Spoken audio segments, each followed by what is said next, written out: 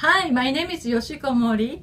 I am Associate Professor of Japanese in the Department of East Asian Languages and Cultures at Georgetown University. こんにちは。My name is Toshiko Calder. I am a trustee of Princeton Community Japanese Language School. In this video, we'll be talking about our article to be published in the 2017 winter issue of Foreign Language Annals, entitled The Role of Parental Support and Family Variables in the First and Second Language Vocabulary Development of Japanese Heritage Language Students in the United States. Multilingualism in the United States has largely come as a result of increasing number of foreign-born immigrants and their children. According to the 2016 U.S. Census, over 20% of U.S. citizens over age 5 spoke a language other than English at home. There has been accumulating research suggesting that learning multiple languages is associated with positive outcomes in cognitive, academic, and sociocultural capabilities. In particular, children who grow up in minority language families, often referred to heritage language speakers, have great potential to acquire invaluable linguistics and sociocultural capabilities that the majority population who only speak English cannot offer. However, heritage language children in the United States face the challenge of developing heritage language skills and ethnocultural identities because of extensive exposure to English. Once children reach school age and increase their social relationships, their first learned home language gradually weakens and English becomes dominant. As a result, many young heritage language speakers experience a language shift in which US-born or early arrival children's underdeveloped home language is gradually replaced by English. I feel like it's definitely an issue with exposure. Like in America, it's obviously an English-dominated society, so like we're not as exposed to the Japanese culture as much. And like even if we do learn it in school or we go to like Japanese school on Saturdays and stuff, like it's still just easier to speak English. And even if a parent speaks to me in like Japanese, I'm still gonna reply in English because that's my native tongue and it's just easier. Well, I moved here when I was 6, and I found that as I progressed through the years and experienced more of like American culture, and I finished the Japanese programs at school, I found myself using English more dominantly at home and at school. I didn't really have a reason to use it anymore unless I was speaking with my mom, who is Japanese. Multilingual parents are also challenged by a number of domestic and social factors in passing on their ethno-linguistics identities to their children. The parents are generally aware of the benefit of the acquisition of heritage language skills, but their positive attitudes towards multilingualism do not always correlate with their actual family language practices due to several inhibitory factors. My daughter is 11 now. She was born in the US.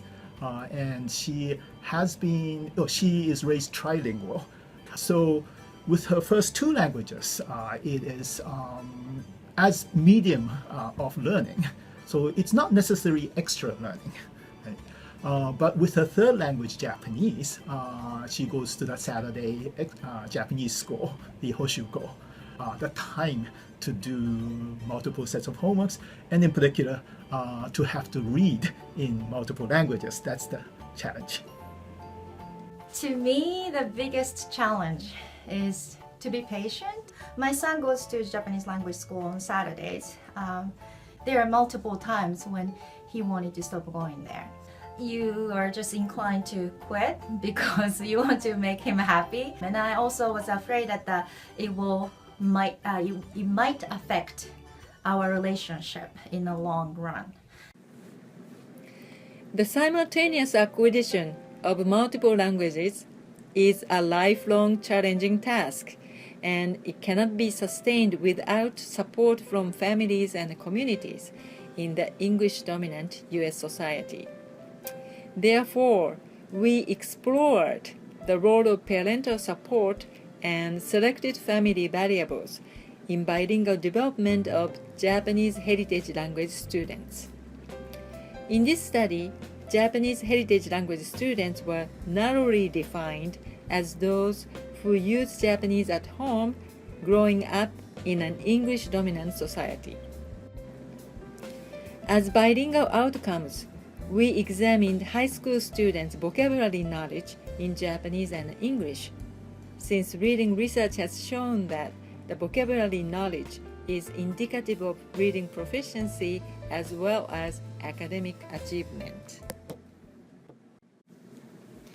Research has shown that the bilingual children's language development can be largely shaped by family language use and home literacy environment. The home literacy environment can be described as exposure to reading materials, reading activities involving children and family members, and parents' own reading habits. However, home literacy environment and family reading practices substantially vary across families due to a number of factors including socioeconomic status, parents' educational levels and professions, and family language policies and parental involvement. In addition, a majority of bilingual studies have agreed that active heritage language use and literacy practices at home are essential in children's home language development, but the impact of such family support on second language development is still unclear. Therefore, we investigated what types of support Japanese native parents consider effective for supporting their children's bilingual development, and how the identified parental support factors are related to their children's language development. This study addressed 4 research questions. The participants of this study were 82 pairs of high school students attending one of 8 hoshukou in the United States and their parents. Hoshukou refers to weekend supplementary academic schools for Japanese-speaking children. In hoshukou, children receive academic instruction in Japanese in major subjects including language art, math, social studies, and science in accordance with the Japanese government curriculum guidelines. The 82 students were assessed for their Japanese and English vocabulary knowledge using multiple choice tests. Simultaneously, the students' parents, at least one of whom was a Japanese native, completed a family background questionnaire. The questionnaire included 15 Likert scale items asking about the perceived effectiveness of different types of parental support, including active use of Japanese at home, parent-child joint storybook reading, exposure to Japanese culture, and reading for pleasure. As expected from their long residency in the United States, the students demonstrated higher vocabulary knowledge in English than in Japanese. The test results suggest that the high school students at hoshukou in general have acquired grade-level English proficiency, but their Japanese proficiency was 2.5 years behind the grade-level native norm. An exploratory factor analysis identified 5 components that the parents considered effective for supporting their children's bilingual development. Those components are exposure to Japanese pop culture, reading for pleasure in Japanese, use of Japanese at home, reading to child, and family conversation. Partial correlation with arrival age as a control factor showed that reading for pleasure in Japanese and Japanese pop culture were positively correlated with the student's Japanese vocabulary, and that the Japanese pop culture and reading to child negatively predicted English vocabulary. Regression analysis demonstrated that reading for pleasure in Japanese accounted for nearly 30% of the variance of the student's Japanese vocabulary, and that the Japanese pop culture retained as a negative predictor for English. Regression analysis also revealed that the parents' expectation for their children's achievement in Japanese positively predicted the student's Japanese vocabulary, and that the future residency plan and the mother's self-rated English proficiency predicted the student's English vocabulary. As expected, frequency of reading in the target language and family language preference predicted both Japanese and English. The finding of this study supports the multifaceted view of parental language policies and practices being applied to Japanese-speaking families. The identification of Japanese pop culture, reading for pleasure in Japanese, and reading to child can be interpreted as the parents' effort to create a high-quality home literacy environment and establish good family reading habits. The identification of use of Japanese at home and family conversation suggests that the Japanese native parents were aware of the importance of using Japanese at home in cultivating their children's ethno-linguistic identities as Japanese English-speaking bilinguals. The finding of this study supports the view that the promoting extensive reading using favorite materials is an excellent approach to motivate adolescents to explore their multilingual capabilities. The lack of positive correlation between the parents' reading to child and the student's bilingual proficiency suggests that the high school students' bilingual vocabulary knowledge largely reflects the amount of current reading rather than their early literacy experiences. Accordingly, frequency of reading in the target language and family language preference predicted bilingual proficiency, and more importantly, first and second language vocabulary development involves different family factors. In other words, the first language Japanese was predicted by parental involvement as represented by their expectations for their children, whereas second language English was largely determined by the family's future residency plan and amount of second language interactions that was represented by the parents' self-rated English proficiency and use of English at home.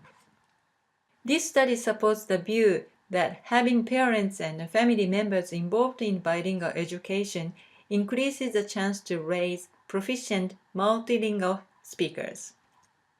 It is also important for parents to understand that the supporting their children's home language development does not in the least hinder second language English literacy development.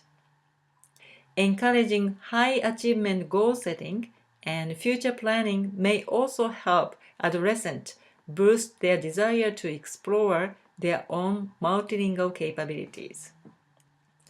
Lastly, multiple viewpoints and different approaches should be recommended to support heritage language students' bilingual development.